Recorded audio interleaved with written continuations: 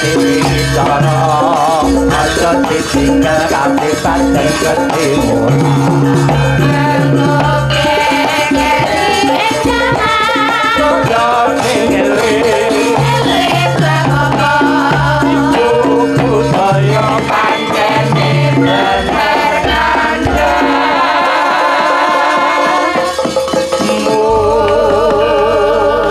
Assalamualaikum warahmatullahi wabarakatuh. Wilujeng dalu Mas Klitik. Cih, wilujeng dalu Mak Cange Yulimbo. Nggih. Nadyanto wis rada kliwat sawetara ning ora ana alane yen kula ngaturaken minal aidin wal faizin. Mohon maaf lahir batin wilujeng riyadin. Dawah kula sami-sami Den. Ing samangke wulanipun tasih wulan Syawal ngaturaken sungkem bekti kula kunjuk kagem panjenengan, ngaturaken kalepatan mbok bilih wonten kladhe ngatur nyuwun pangapunten saageng-agengipun. Dawah sami-sami Mas Klitik. Momentum setahun sekali aja mung dadi seremonial. Amin amin. Namung tetep iso dadi cara tolok ukur utawa introspeksi mawas diri kula kalian panjenengan nggih Mas Klitik. Leresipun mekaten Mak Cange. Nggih. Kula panjenengan menika mboten nuwal kesalahan kekilapan ingkang cumondhok wonten ing sisih pundak kiwa lan tengen kula panjenengan. Nggih, nggih. Alhamdulillah suwe ora jamu kula nyatane kalih panjenengan iki wis sawetara rada kangen. Amin. Iki ana jalaran panjenenganing Bapak Gunawan nimbali kula sak kanca kepanggih kalian panjenengan. Alhamdulillah isih ketemu sehat, isih ketemu awet, amin. Isih ketemu bahagia, tur isih ketemu awet. Sing omah-omah alhamdulillah. Mula dalu menika insyaallah Pak Gunawan ngentekke ragat golek nikmat. Nggih, kersanipun slamet donya akhirat. Amin. Hidup yang bermanfaat insyaallah pikantuk syafaat saking Kanjeng Nabi Muhammad sallallahu alaihi wasallam. Amin, amin. Wah, niki Mas, pripun? Kula nderek bombo nggih. Udah kawis wonten kawan tahun kula nggih suwan mriki. Oh nggih ta? Nggih. Ning bedanipun sampun maju pesat. Kok maju pesat bab nggih napa?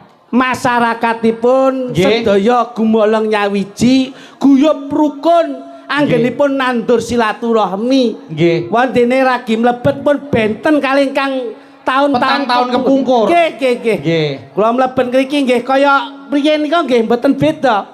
Napa-napa nggih sampun didake masyaallah nggih. Nggih. Niku tegese masyarakat niku ayem tentrem Mas. Alah diaturi sedaya cemawis Mas. Nggih. Sedaya cemawis. Heeh. Kula lagi ndugi nggih teh panas pun metu. Leres. Rokok disuguhke. Nggih. Soto ditokke.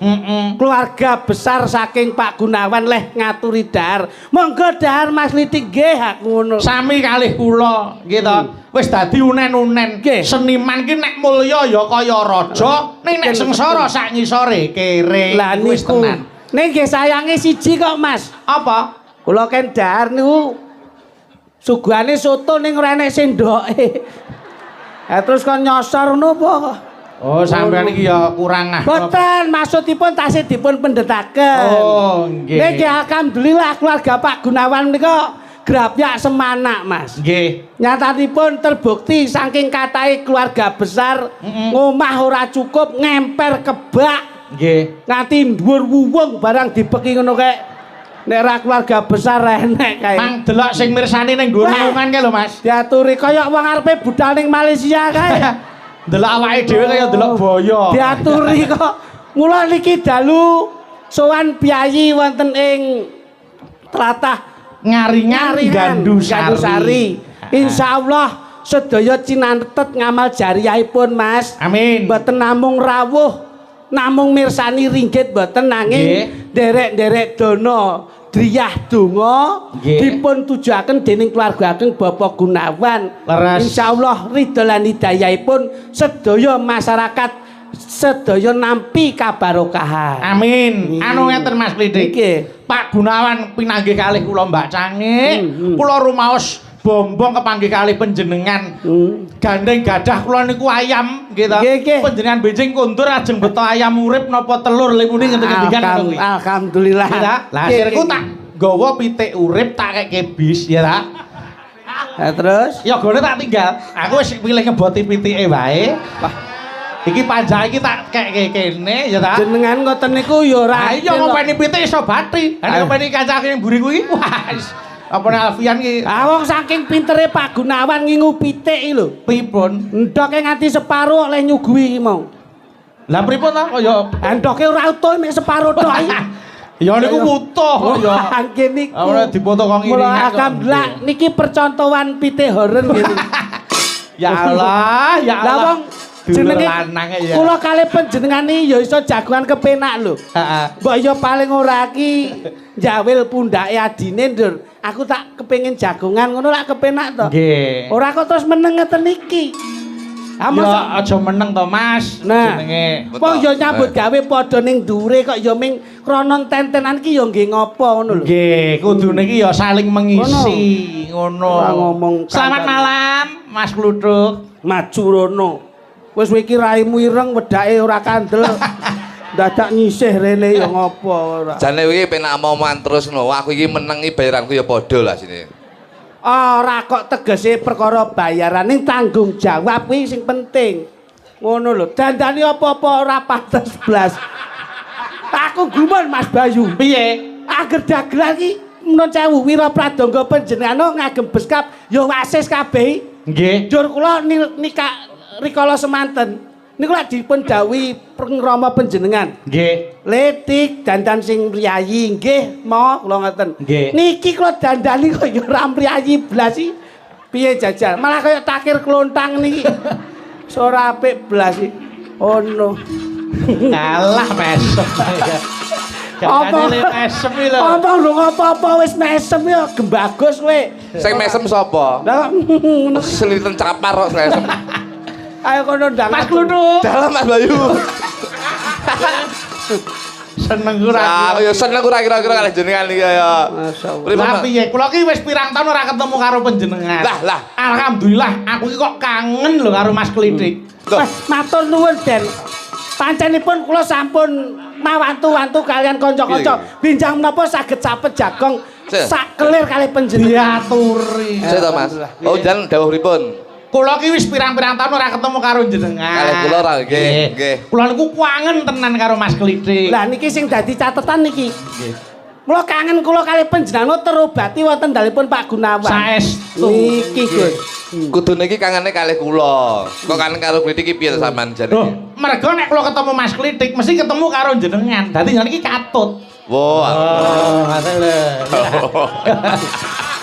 Ngono. Aku seneng. Panjenengan berdua ini tidak bisa dipisahkan Ora iso. kecuali maut. Bener, Pak. Nah. Ngono lho, padha karo dalu mlika. Apa? Ayo apa? Lah ya padha karo dalu kuwi Mas. piye? Bengi Sing apa? mirsani kathah.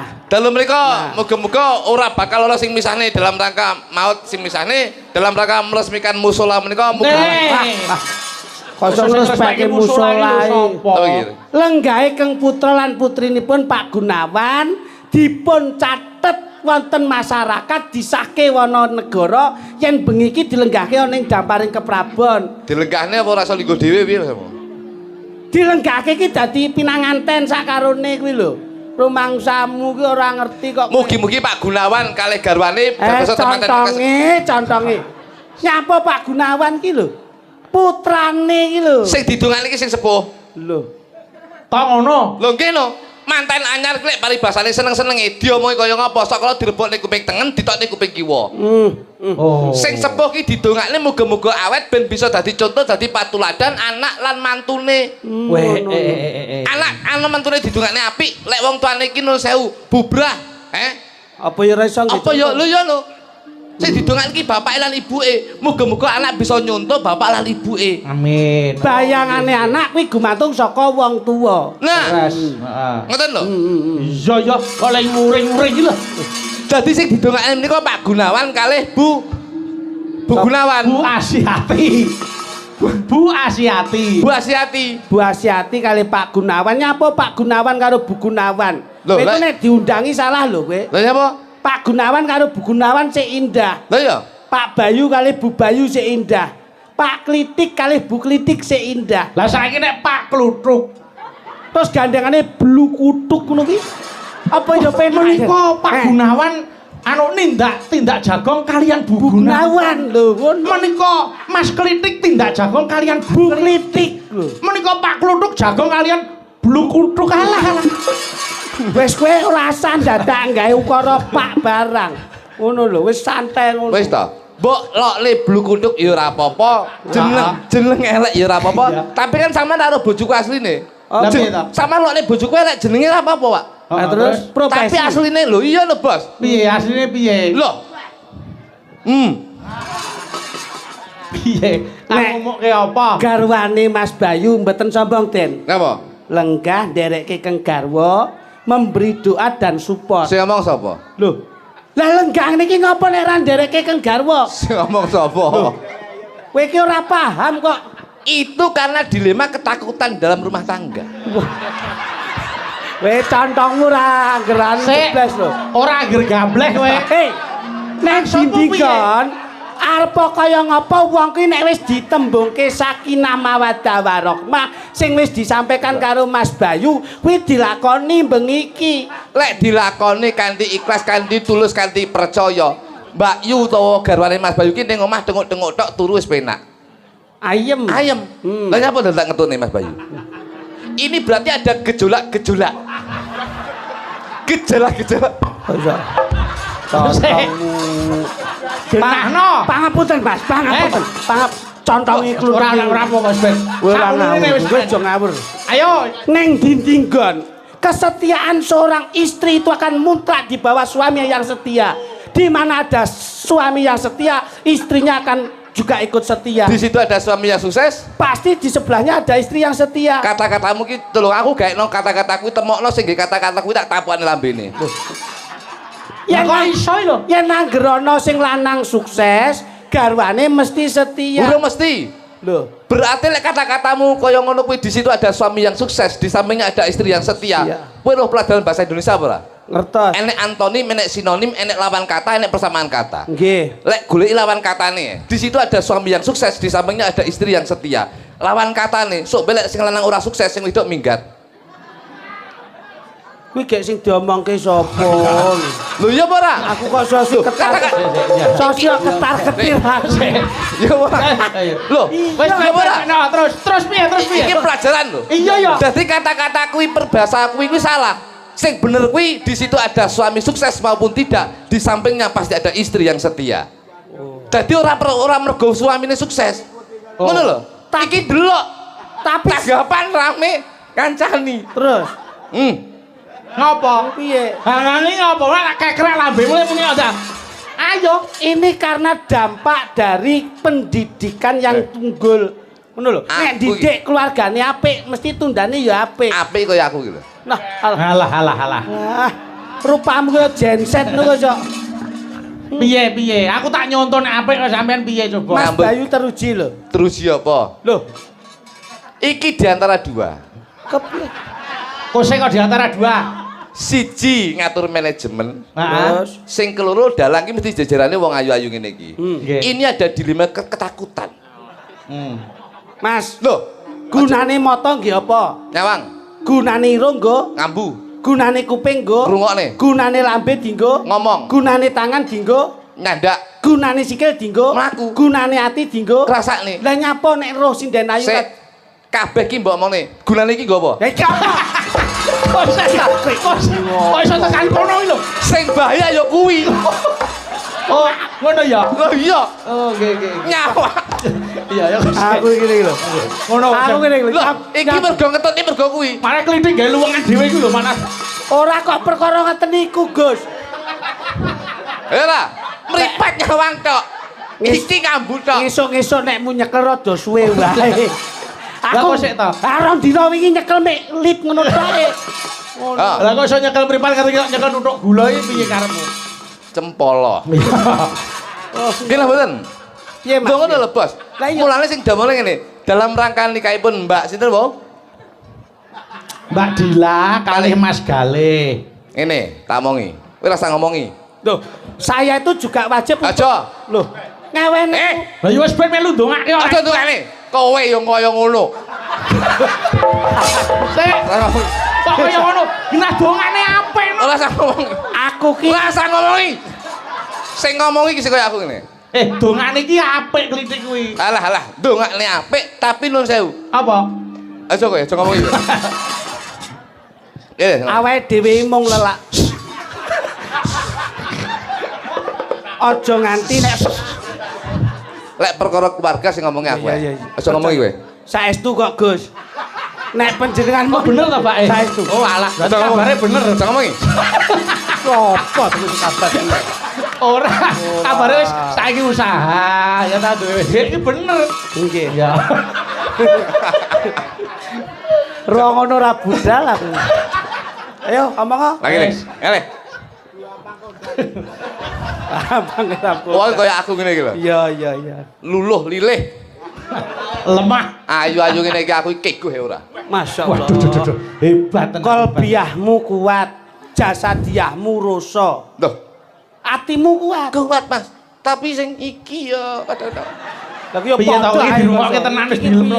sing ngempet ati penting. Oh, Mas. nggih. Kita harus mempunyai prinsip Mas Galih karo Mbak Dila. Bahwasanya kalau kita hidup berumah tangga, sing penting itu mempunyai moto yaitu happy wife, happy life. Wah, duh. Ora enek kok moto kok mereke kuwi moto iki anake Ajinomoto. Cap mangkok merah. Ketok lek jenengan iki nun sewu. Gila. Belakonmu kecilian lho. Kok setok kok tembungmu happy chef happy life. Happy wife, happy life. Apa? Bahagiakan istrimu, insya Allah hidupmu akan juga bahagia. Masya Allah. Mas Galih itu harus membahagiakan istrinya. Wong lek bojone wong wedok kuwi bahagia, wong lanang itu hidupnya akan bahagia. Lah wong wedok ki bahagiane apa? Sepisan dikoyo akeh, sing keloro aja lali skincare, sing ketelu perhiasan aja telat. Duh. Wong wedok. Wong wedok kaya ngono kuwi. Wah. Lho nyatane kok wong wedok-wedok berarti mulya ngono kuwi. Mulya. Tapi Tapi aja salah, lek Mas Galih ki sok ben paribasane saking ganteng, sok ben rada elek aja masalah. lah sebabnya Mas. Pengorbanan seorang lelaki itu demi mempercantik seorang istri. Iki wis menjadi riset penelitian 5 tahun kula, Bos. Lho. Ngantek 5 tahun. 5 tahun riset. Ya. Loh, nggih no. Ini sudah mengatakan bahwasanya wong ki aja keguh karo wong wedok, aja keguh karo wong lanang, paribasane lanang wong ganteng ning jaba, wedok ayu ning jaba. Kamu harus mempunyai prinsip bahwasanya beautiful because of love. Loh. Yang artinya Beautiful because of love. Cantik itu karena cinta. Kowe nyawang wong wedok ayu, yen kowe ora tresno, kowe ora bakal dadi wong ayu. Ayu-ayune bojomu sing nang omah, ayu-ayune bojomu sing ganteng ning omah, mergo kuwi wong sing mbok tresnani. Lanang wedok aja nganti pet mbok deplon. Pet mbok jebol ki mepet tembok madhep ngulon. Cakemmu ya apa neh bose iki. Lah aku yo melu-melu sampe. Tenanan iki kuwi sing mlengo sik, mlengo sik. Iya. Salah to tahun domo. Nggih mboten Mas. Mbok. Loh, kok mbo itu? Oh nggih, leres. Piye to? Mosok salah. Wong wedok iki kaya ngono ki, Bos. Rumah tangga iki kudu dijaga. Kula niku bojo kula nuwun sewu. Kula niku rumah tangga nggih 15 tahun. Kok geger ora? Kok aku nek seneng karo wong wedok ya ora? Ki lho Mbak Dila karo Mas Galih. Padahal nyambut nyontoh kuwi. Padahal nyambut gawe karo wong wedok-wedok lho, Bos. Oh, Wong ayu-ayu lho. Heeh. Sebabnya napa? Kok nganti ora iso keguh ki ngopo sebabnya Mas? Aku wedi yo. Lho. Nang kok aku anu Wedine iki omongno sik ora. bojoku go wedi ya. Kemesraan tuh tidak harus ditunjukkan di masyarakat. Tapi bojoku gede mbiyen karena cinta saya terhadap istri. Iya. Akhirnya saya kembalikan mempercantik seorang istri, Bos. Kaya garwane Mas Bayu. Iya no, Mas Bayu ki mbiyen lemu. Mas Bayu ki mbiyen lemu. Sing Mas Bayu sing ndi? Garwane Mas Bayu. Tapi begitu Mas Bayu tanggapan rame, akhirnya garwane dia apa jenenge ditukani obat diet, akhirnya ya langsing kok saiki. Masyaallah. Aku nyontoh Mas Bayu, aku telepon to, telepon Mbak Yu to. Yu, obatnya apa Yu? Ben bojoku rada kuru. Akhirnya diwehi resep tuku ning apotek iki obate. Aku tuku obat, alhamdulillah resepnya mandi, bojoku mbiyen lemu to. Saiki cilik. Alhamdulillah. Awake cilik tapi ndase bah gedhi. Seto. Lah nek awake cilik ndase gedhi lak ya kaya gayor kae. Kuwi jane wedok kok lele dumbo. Ngawur wae. Biyen ireng, wong bojoku wong desa lho, Bos. Oh nggih, heeh. Blitar desa rada pucuk ngeni Pak bojoku iki. Oh nggih. Ngeni wonge wireng. Wah layak no sikile mlumpuk kabeh. Masamu mentok ngono. Oh, Cangkemmu lek ora kok apa? nglumpuk. Bayumu. Ora. Kuwi bayumu. Aja nesu sih, aja nesu. Lah kowe diji nglumpuk wong mentok kowe to. Kose ta. Lumpuk ki rapi saking rampinge driji ki lho. Aja gelo, nyatane drijine nglumpuk, bojone ora tau kepleset. Nggih. Ya ora. Mergo tinggo ngerem kuwi pakem. Enak. Ngawur ae. Ora ngerti ora Ngerti kok. Kira kancane bojoku kowe. Oh, Bojoku iki mbiyen ireng alhamdulillah sakniki putih. Aku lo tekok Mbak Yu juga. Kok putih piye lho? Akhire kula tukoni skincare, Bos. Weh. Tak tukoni skincare ki sak pasang ki siang malam ki regane 7,5 juta. Weh diane ta. Wong lanang sembodo ki ya ngono kuwi. Jok kuduk kok. dadi bojomu Loh, tumbaske iya no, ben skincare. ketok ayu no. Ben aku ora kaya karo wong ayu liyane. Jadi percantiklah istrimu agar kamu tidak terpesona dengan wanita cantik di luar sana. Loh, dadi mbok tumbaske Tak krim. tukang skincare sing sak pasang 7,5 juta. Nek cara pakene kuwi Siang malam. bojomu ya mudeng. Lho ora no, bojoku njaluk instan langsung. Loh, Dadi bintang putih piye siang malam digawe bareng, Bos. Wow. Begitu seminggu proses tak delok urung elek bentuke. Iya, iya. 2 minggu tak delok ora elek prosesnya. akhirnya 3 minggu baru terlihat. Oh iya. rata ya. Nah, wis. Kulitnya belang kayak tekek, Mas. Ini. Kowe iki malah celelekan. Iki dirungokke tenan lho. Ditimbali ki pamrih apa to? Ora et labora bekerja sambil berdoa. Ndongakne apa? Aku ndongakne keluarga kowe ora mandi ya ndongakne wong. Wong ditimbali dipirsani piyai sakmene mbane kok Kok iso pamer bojo sing kaya pamer tekek. bojo. Paling tidak itu bagaimana kita bisa melihat di dalamnya Pak Gunawan sama Ibu. Ada usus. Kok sik ta. Di dalamnya ku maksudnya iki lingkungan keluargane kuwi Nah, lho. internalnya itu seperti apa? Delok jerone omah ki eneng Ngono lho. apa ngono. Ya mie, gula gombal, gomel. Mama lah mabut telek pitik, mburi telek pitik aku. Beliau itu pengusaha.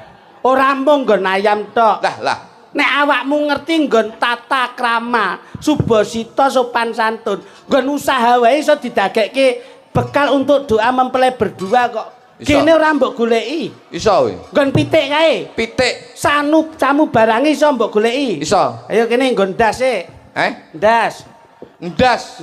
Ndas. Pitik kae nggon ndas e sik. Ndas ki kepala. Mm-mm. Kepala ki saka tembung ki kepala rumah tangga, Mas Galih menjadi kepala rumah tangga Nah. kudu bisa ngayomi, melindungi dan paribasane nyukupi apa sing dadi kebutuhane keluarga. Karepku yo ngono kuwi lho. Weh, karepku. dadi mung contoh perkara pitik Lho, sawak nggih. iso dienggo Saged. sangu wong omah-omah. Kuwi mau kepala. Nggih. Papa ki paringono panjang lusuh, paringono awet anggone rumah tangga. Nah ngene iki lho, ngene iki. Laki lancar, muga-muga pinaringan lancar rezekine wong tuane, ya lancar anak lan mantune. Yo ngene iki lho. Katresnane iki Iki. kudu Lho, diketokne. nggih. Kuwi adine bangga. Nggih, Aku ngoten seneng. niku. Aku iki kepala. Kepala. Kon meneh nggon kepala ana gulu. Gulu menika saka tembung gugunen. Nah. Gugunen dawe wong tuwa. Wong tuwa ki lek ngomongi anak mesti bener. Mergo wong tuwa ki ora nek nyengsarane anak. Intine wong tuwa ki bakal nyenengne anak. Wong tuwa iso nyenengne anak, ning ngurung mesti anak iso nyenengne wong tuwa. Wong tuwa iso ngopeni anak 5. Ning ngurung mesti anak 5 iso ngopeni wong tuwa siji. Masyaallah. Kuwi mau gu. Jan ngono kuwi aku kaya marem dadi adine. Kaya marem aku. Terus? Lu. Lu ki luar biasa dalam rangka mantune putrane Pak Gunawan luar biasa nimbali wayang kulit, nimbali Mas Bayu Haji sing dadi dalange, ana Mbak Niken, ana Mbak Tatin, lan ana Mbak Sindir-sindir sakmono bane, lan nyeluk sampean karo aku. Masyaallah. Wah, Jan, katresnan iki pancen kudu. Kaya marem ati. Iya nek iso aku. Ono ki sedulur sing nyawangi wah. Iso. Enek keharmonisan. Ah iya bener, niku bar gulu medhone terus apa? Gulu medhone nggon dodo. Dodo. Dodo ki sakon do ki dana rasa. Dana rasa ki sing penting ngandum rasa. Sakmene mbane bengi ki ya dana rasa warga masyarakat sakmene mbane. Sedekah lillah. Akeme. Aku sing ambung. Gentenan mosok aku ora le dilat dasmu. Kok dadake melu ki ngopo? Dodo. Dana ki dana driyah ki nyumbang sumbangan kaya ngono kuwi lho. Duwe ilmu kanggo mulang. Lang tinggal dhuwit kanggo nyumbang, dhuwit tenaga kanggo rewang. Lah kuwi sing jenenge Lho. dodo. Dodo. Sampinge dodo ana suwiwi. Suwiwi. Kok suwi. Kok lah suwi ki apa wajar suwi Suwiwi susu ki saka tembung Suwiwi? suwiwi. Kang cacak ora. Sing tok kalem kowe gedeng. Suki sumpah prasetyamu sing mbok tresnani kuwi ya kuwi. Kuwi iki saka tembung wilayah rumah tangga kuwi harus diprioritaskan. Kuwi iki wiwitan mbiyen saka tresno, ya somben mbok pungkasi saka tresno. Ngono lho. Dadi suwiwi. Suwiwi. Suwiwi saka suwiwi kiwa. Kiwa kiwa kitab suci kudu mbok waca. Alhamdulillah. Woki wara-wara. Kudu ngomong tangga teparuk, ngomong keluarga yen bengi iki ana pahargian.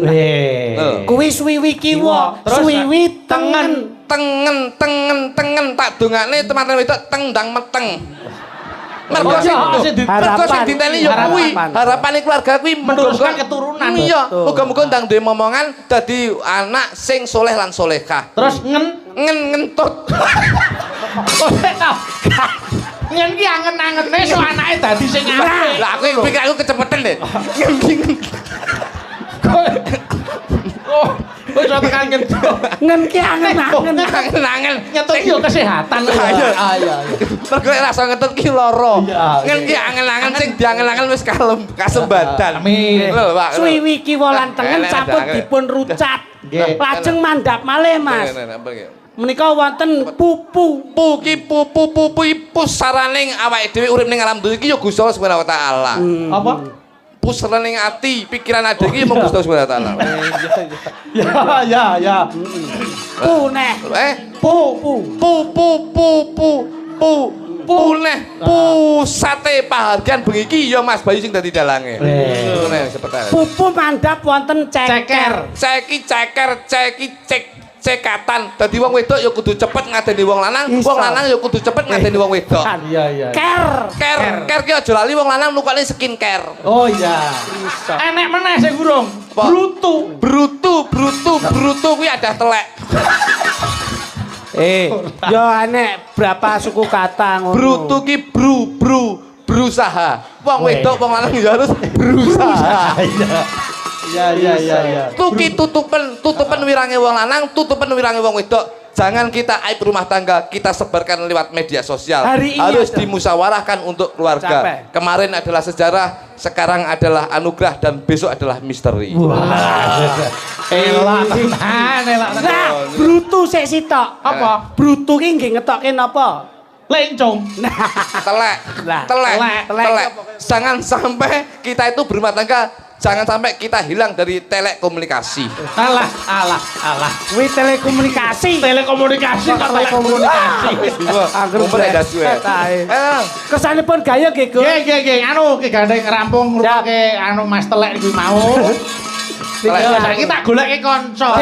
Coba kuwi nek ora ana wong wedok ora lambene ra ngeciwis ta. Nggih. Mbak Tatin gerene sik Mbak Tatin. Oh, ngoten. Siap. Ayo, mriki Mbak Tatin. Ayo. Monggo. Petaram turun.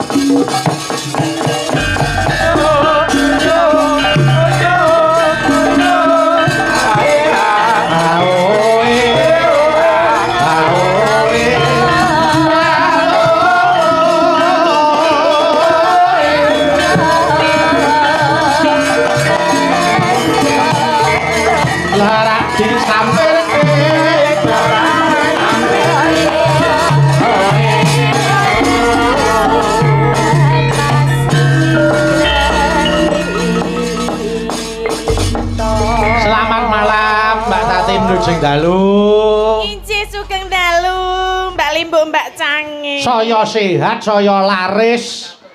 Saya kasembatan, saya kuncara asmane. Wah, jan hebat tenan.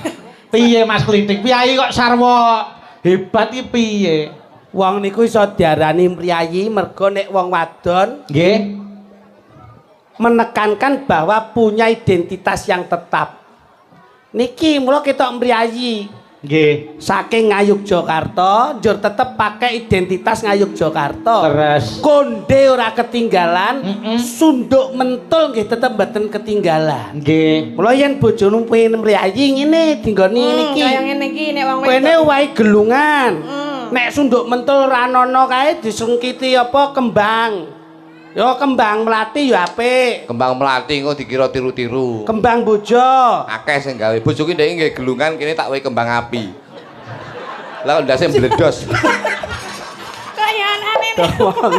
jenengane Aku Jawa. jare pegang aja omong kuwi kok. Karepku ki ndudohi wong wadon sing mriyayi ngene iki. Agemane kebaya nganggo Kebaya. slendang. Nah, disampiri slendang lah bojomu wis mbok sampiri rung. Bener.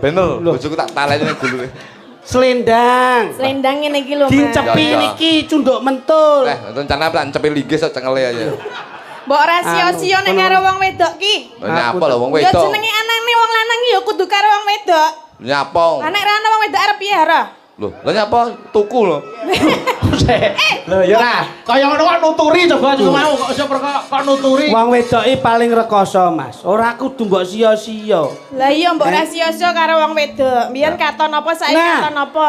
Ngono Yo lho. kata lemu ya. Lho, Katon lemu ya ben lemu malah rasah dadak lemokke to ya.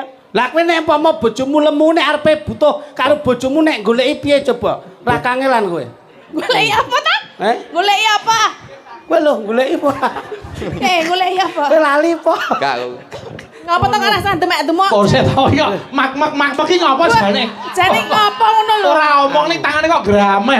Tanganmu e jan kok celintisan. Kudune sing ngrambat ki mata mergo ngerti. Tangan rane matane kok ngrambat kok ndi-ndi. Kabarmu piye? Pek. Ya wis. Ini lho. Ngeten lho Mas. Ngeten lak ra duwe tata krama to. Heeh. Yen kepengin diajeni wong wedok ki ya wong wedok diajeni. Nyapa wong wedok diajeni barang. Lho, kepiye to yu? Lah ya kuwi kira ya iki ki mergane ngene lho Mas Klitik. Biyen ki arep seneng karo aku. Betul. Ning aku ora gelem. Sing ngomong sapa? Aku asline seneng karo ibumu. Selerane trayo tuwek kok iki. Oh, senengane ngono-ngono kuwi to. Tuwek, wah, aku dek iki ora mulih ning nggon ngomahi maratuwaku ya disusul iki ya. Mangsane piye kok iso? Rene. Iso seneng mbok. Ora, wis rasa gagas yu. Lah iki wong demek-demok ya. Ora mulyake bojo ki ngene centelke, tukoke mas-masan. Lah, masak mulai kalau bojoku lho. Lah, Bojoku tak tukane Mas ya kok kene sampe kok lengen ya. Lho, Mas. Iya lho. Oh lah ya elok ya. Kalunge sak pelek gedine. Melaku ndek iki 3 wulan bungkuk. wah, masyaallah. Lho. Ali-ali. Ali-ali iki ya driji 10 bek, sikil iki driji 10 bek. Nanti kentekan Ngantek kita driji iki nyilih drijine tanggane. Ampun lho. Iku jenenge anu wong wedok sing setiti. Ane ya ora kalah tetep jek menang Mbak Tatin. Cara nyandange didelok. Leres. Nggih ta. Iso pas kaya ngono iki piye coba. delok. Kuwi mergo skincare kuwi mau. Gak aku skincare iki kok tekek. Wis anu yo. Pancen sen taun 2017 wis ora nyetak ngene iki. Ora ana to. Kula diwet-wet bae. Kalian nglaras gending. Nggih, sadurunge kula tak nyuwun anu Mbak Nggih, Tatin. Arep ndongake apa romantene? Oh nggih, kagem. Tempat. Ngopo to? Mas Apa to? Mas Galih kali Mbak Dila. Nggih, Mas Galih kalian Mbak Dila, mugi dados keluarga ingkang sakinah mawaddah warahmah. Amin. Lagi kan Iki ganggu ngopo apa tak to? jare? Ono, ojo. Rasa ngrusui. Lungguh ngono, rodok-rodok. Ayo omong. Ya, Mang. Mugi dados keluarga ingkang sakinah mawaddah warahmah, Amin. enggal cepet angsal momongan menawi putra nggih putra soleh, menawi putri nggih soleh. Amin. Kula melu seneng Mbak Tatin. Aku ya. Injek pripun? Aku ya seneng kok dibayar. Apa? Kupengku bosok. Ora. Lah untungane Mbak Tatin apik kaya ngono kok ya. Ya mula gandeng iki Mbak Tatin wis lenggah ning kene, ayo ngelaras gamelan sik. Siap. Kula tak nyuwun dandang gula Sidowasih. Ya, dandang Oke. gula Sidowasih ning sing bawa Mas Klitik. Siap. Nggih ta? Nggih. Sing bawa Mas Klitik makili karo Mas Galih. Engko langgame setya tuhu Mbak Dila. Ya, pamintaku. Ya. Monggo, Menika kaya apa? sesuai dengan utusan jenengan lho. Ayo no. Siap. Nggih. Rene. Eh? Kowe kok ming layas kudu Rene ambruk. lho, Mbok Rene, melu Rene. Mbok dudohke sing sehat ngono Jadi lho. kongkon sampean nyapa to aku melu-melu. Lah kene kok nyapa dadak kudu ambruk wae. Nyapa lho urusanku dhewe. Kok dadak do rene. Rene. Lah nyenengke. Matur nuwun lho Mas Bayu. Lho nggih no. Masyaallah. Dalang kondang duwe sampean gila nih. Apa? Sapa neh? Dalang kondang lho. Mosok Apa? nyambin bakul kopi lho. Kowe iki turane dek ini ngawur. Kowe iki jan dagelane mantan maling ngono kuwi. Ngerti lek legone plastik muda kalau Aku ya ora kelingan nek bengi iki rodeke to ya. Ora kotakku tak resi isik. Sak wayange. Pamintaku Nimas situasi Suarane apik, larase tepat, nyomas iki jatah 100.000 kagem panjenengan. Alhamdulillah, barokah. Alhamdulillah. Yo. Kaya apa to Ngakoni sapa? Kurang wayahe iso. walah ngono ya kleru teh. Mas aku ya wis. Ayo. Iki arep nanti aku arep rene apa rono? Musuh saya Oh, dulu. musuh ini dulu ya. Kaya Kaya Kula. ngene wong nandang asmara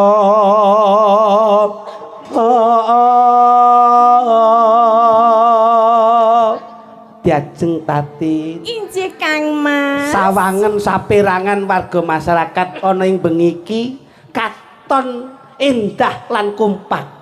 Injil leres. Nanging ramene bengi iki ora kaya ramene atiku yen wis kalebon katresnanmu diajeng tadi. Menapa injih to Kang Mas? Panjenengan menika saestu jan ngremenaken lho Kang Mas. Kaya-kaya ora Diajeng. Nyapa kok diajeng Iki dadi apa? Kowe diajeng kok iso diajeng. Ngenteni kancane. Wis teko kabeh lho. Ayo. Ing sarina Kerene sak sawah duwe ngene Kang Mas. satu set. Panjenengan semua arep manuk wonten mriku nika Kang Mas. Kae kena wong tok. Iki apa ta? Ibarate iki roman ngono lho. Oh ya manuk wong kele. Maksudnya Piye? maksudnya nek roman kan biasanya weruh manuk lagi roman kok yo melu-melu padha kaya Oh. manuke ngono kok manuke. Tapi duting kono manuk. sing mbok sawang manuk sing sisin didajeng. Menika lho Kang Mas sing warnanipun putih kalian ireng. Coba delon, kluthuk delon. Kayak manuk lanang apa wedok? Ajune. Manuk lanang apa wedok? Manuk lanang ya? Alah kok iso dadah mikir. Kok manuk lanang? Oleh 100 saya keprondase kancane. Kowe iki kok manuk lanang iki buktine apa kowe kok? Lah kaya nguyung adek ya, Pak. Wong kok angger sembrono. Ayo gawake. Oke, Mas. Ganti Mbak Tatin sing nembang. Kene dajeng. Lamun kok kemucing to Kang Mas? Kaya bombong penggalihku yen iso cecaketan marang sliramu kan. Kula injih remen sanget lho Kang Mas caketan kalian panjenengan. Coba mlaku madhep rono diajeng coba. Pripun to Kang Mas? Aduh, kaya-kaya kadudut rasane atiku yen nyawang madaran wingkingmu diajeng. Anu to bruntune ya. Weh dibasake alus ngono lho ora. Kene coba. Gede, leh. Lho Kang Manut, sapa? manut kondektur. Apa? Kula nggih. Ora.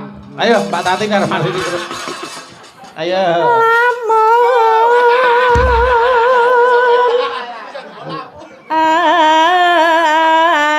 Aduh, caketing ati.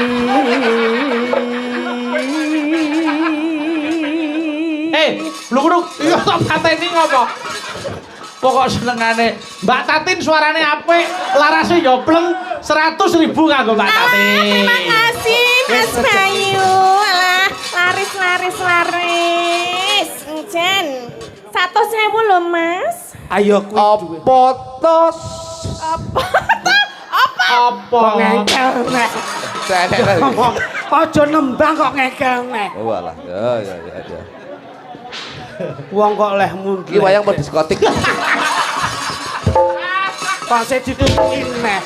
Duh, Domeng aja dolanan lampu. Loro. Kuwi nek pedhot goleke angel kok iso. Arane. Wong kok ora pancen kabeh. Aduh. Apa kabeh ya? Aduh. Ya. Ya. Ya. Oh, melu kek. seni rayaan. Hei, Kok iki tak jual tas kok. Kayak son horeg. Masa. Lambune lek sengok. Ayo. Kene. sesuk ganti pasangan Dik. Piye, Mas? Golek pasangan liya. Aku sing rasaku. Wis iki tak wet-wet iki. Ayo. Ganti yo. Blok-blok. Ayo, tutuke.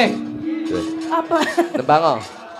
Jenengan sing kana Kowe sing lanang. Yen cedak Yen cedak tansah ngulah. Terus no? Aku nggak mau. Mau atau? Kamu aja. Aku nggak bisa. Kamu. Aku nggak. Kamu. Suaramu gitu sih. Aku gini tuh kayak. Oh, sing lanang sekarang. Ayo. Kamu. Ojo yang cipok loh. Lah ya rupane kaya ngono lho. Ayo. Sida asih, ayo. Sita asih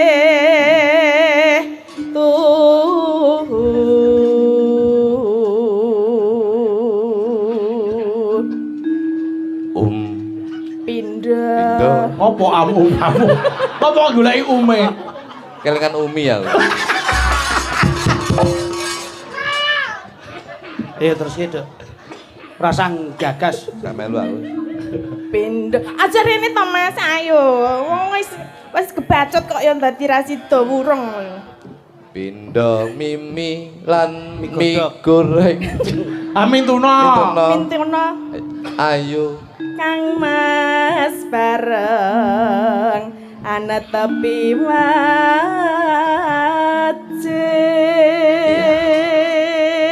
Terus Sita asih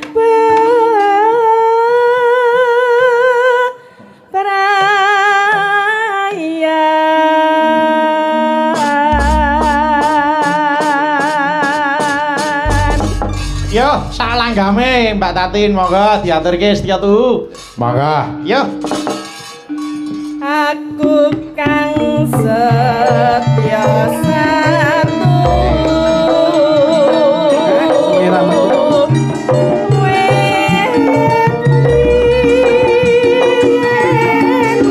nganti saiki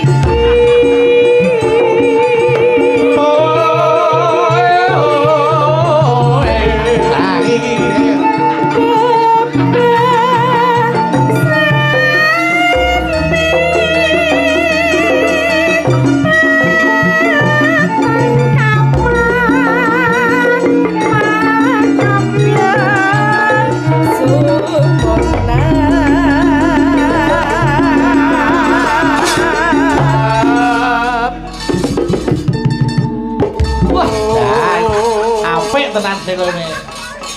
iki dadi apa to? Oh. Aku lemet ora. Coba. Coba ganti petik Mbak Tatin cek delok suarane dites coba Mbak Tatin. Ayo. Coba. Sing endi? Kabele apa apane? Dhuwur ngisor apa tengah? Endi Mas? Ayo. Aku kok Anu sing kringe tengah sing kringe. Aku guru-guru tembung ini iki lho iso nakal nih. Coba dites coba. Ayo Mbak Tati coba. Aduh coba kayak ngapa strane. Ayo. Wah. Oh, moni lho Mas, ternyata. Oh kurang kenceng Oh, kurang kenceng kenceng, dhisik. dikenceng. Diuntir. Coba petik nih dipet. Ya. Ya, lanjut Mbak Tatin tebange. Andika pengayomanku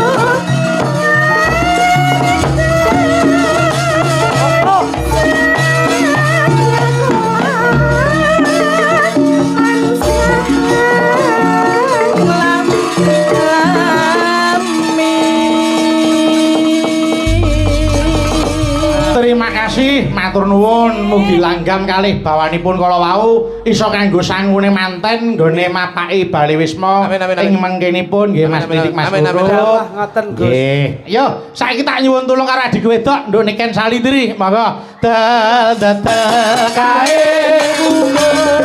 Bakal